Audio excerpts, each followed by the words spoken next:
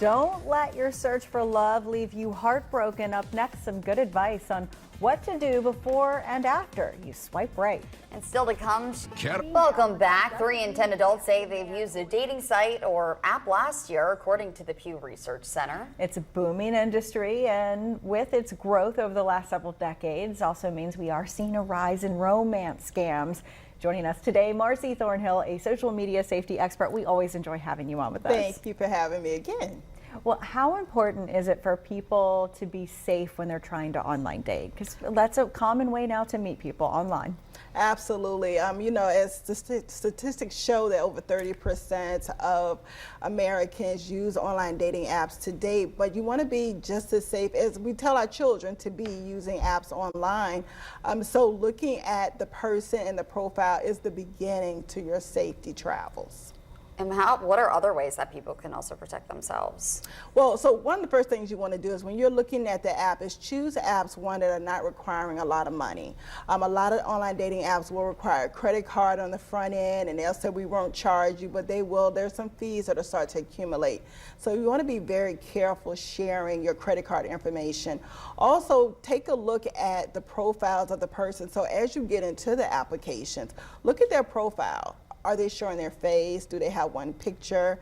Do they have a biography? Those are some of the warning signs that maybe this is not a person you want to talk to. How are you certain you know you're talking to who you think you're talking to in this day and age?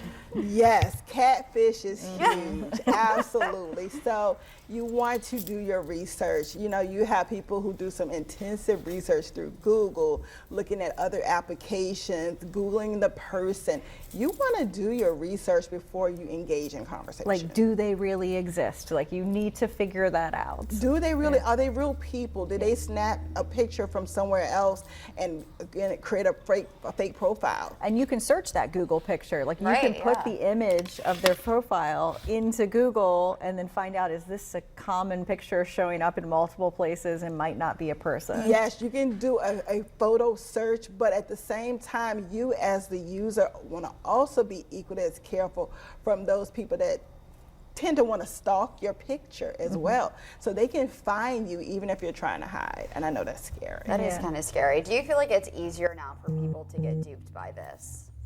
I think the opportunities are much greater.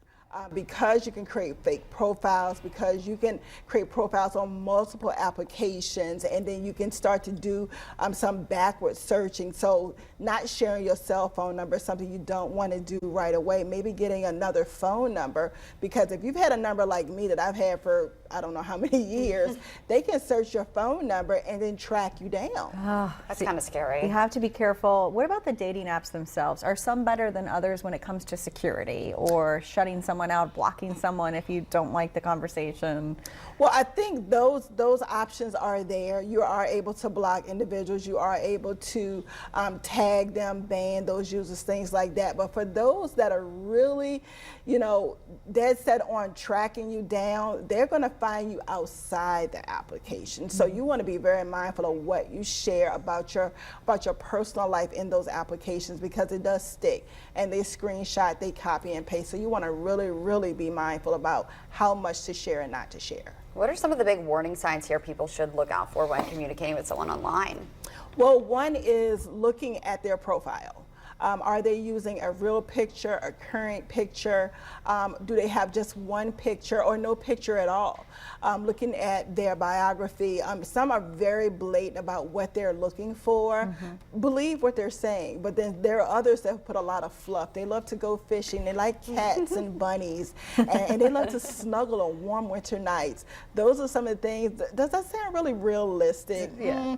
Sounds very fluffy. So do your research. The other things is, do you see this person's name on other sites? Yeah. Are they on other dating sites all over the place? And now that makes me think, are you really searching for a date or something else? And it also probably comes down to the conversation you're having. If they start asking you for money, Right. or gift cards, that's a warning sign. Absolutely. If they're asking for a gift card, if they're asking to, can we hook up? I want to see if we vibe, if we get along well. Let's hook up now. I'll stop by and see if we have a good vibe. That's a warning sign that they're looking for something else. So some of the things you don't want to do is invite them over. Don't share your personal information. Don't share your real phone number. Don't even give them your whole name. Yeah. Use an alias if you have to, till you feel comfortable, because it's a different world now. So much great advice. We appreciate your time, Marcy Thornhill, Yes, social media expert. We will always have you back. Always. Thank you. Accurate, reliable.